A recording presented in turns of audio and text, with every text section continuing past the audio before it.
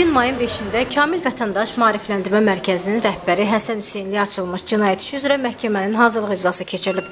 Gəncə şəhər Nizami rayon məhkəməsində hakim Ayaz Mahmudovun sədrliyi ilə baş tutan iclasda Həsən Hüseynliyə və zərərçəkmişə prosesə aid suallar verilib. Zərərçəkmiş Arzu Qəhrəmanov ona qarşı təzyiqlərin protokola salınmasını tələb edib. Həsən Hüseynli isə hazırlıq iclasında əlavə tələb irəli sürməyib. Dövlət ittihamçısı Aleksey Abbasov işin ibtidai istintaqa qaytarılmasına dair vəkillərin vəsadətinə qarşı çıxaraq buna növbəti məhkəmə iclasında baxılmasını istədi. İşin ibtidai araşdırmaya prosesual rəhbərliyi həyata keçirən prokurora qaytarılmasına dair vəsadətimiz oldu.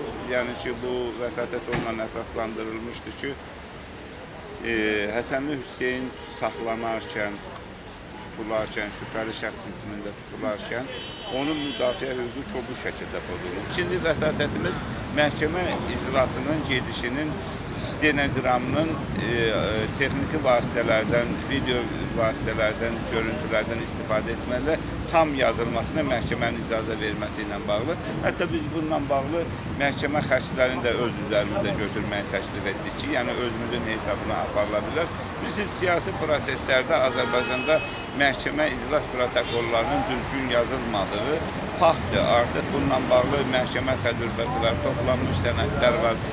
Lakin məhkəmə əsaslı səbəb göstərmədən hər iki vəsadətimizi çox təəssüf ki, rədd etdi və Müşavirə otağına yollanan hakim növbəti məhkəmə iclasının iyunun 13-də gündüz saat 12-də keçirilməsinə qərar verdi.